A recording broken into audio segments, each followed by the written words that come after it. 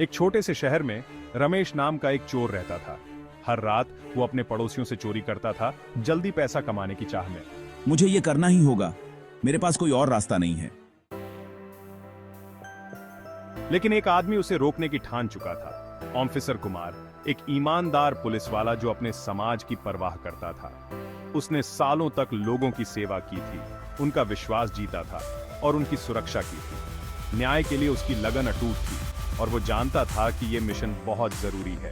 मैं इस शहर को एक चोर से नहीं डरने दूंगा, मैं उसे पकड़ूंगा।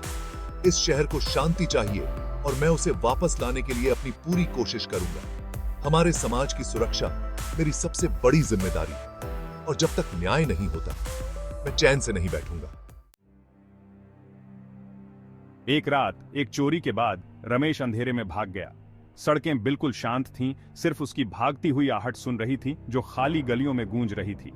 उसे लगा कि वो बच निकला, लेकिन ऑफिसर कुमार उसके पीछे ही थे।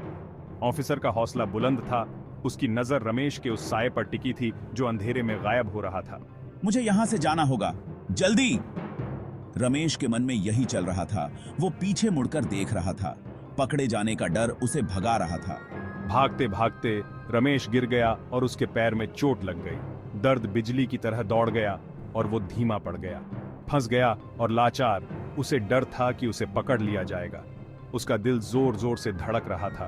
वो छुपने की जगह ढूंढ रहा था। उसे अपनी हालत का एहसास हो रहा था। नहीं, अभी नहीं, मैं पकड़ा नहीं जा सकता।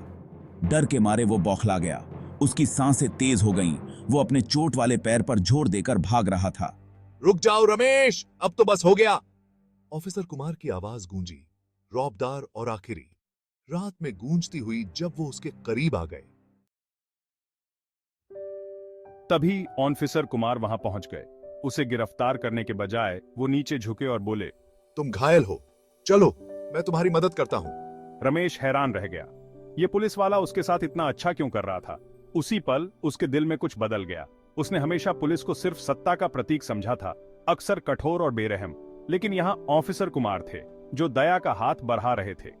रमेश के मन में उलझन और कृतज्ञता के भाव उमड़ रहे थे। वो अपने अतीत से, उन गलतियों से भाग रहा था जो उसे सता रही थीं। फिर भी इस छोटी सी दयालुता में उसे आशा की किरण दिखाई दी। शायद, बस शायद, वो अपनी जिंदगी बदल सकता था। अफसर का यह अचानक दयालु व्यवहार अंधेरे में एक रोशनी की तरह था जो उस रास्ते को रोशन कर रहा था जिसके बारे में उसने कभी सोचा भी नहीं था। जैसे ही ऑफिसर कुमार ने उसे उठने में मदद की, रमेश को दृढ़ संकल्प का अनुभव हुआ। यह उसके लिए नई शुरुआत करने, अपनी गलतियों को सुधारने और मुक्ति पाने का मौका था। ऑफिसर कुमार के प्रोत्साहन से रमेश ने अपनी आदतें बदलने का फैसला किया। उसे नौकरी मिल गई और उसने समाज के लोगों की मदद करना शुरू कर दी। रमेश ने सीखा कि दयालुता इंसान की जिंदगी बदल सकती है। वो अब चोर नहीं था, बल्कि अपने समाज का एक अच्छा सदस्य था। अगर आपको यह कहानी पसंद आई तो लाइक, शेयर और सब्सक्राइब करें ऐसी ही और कहानियों के लिए।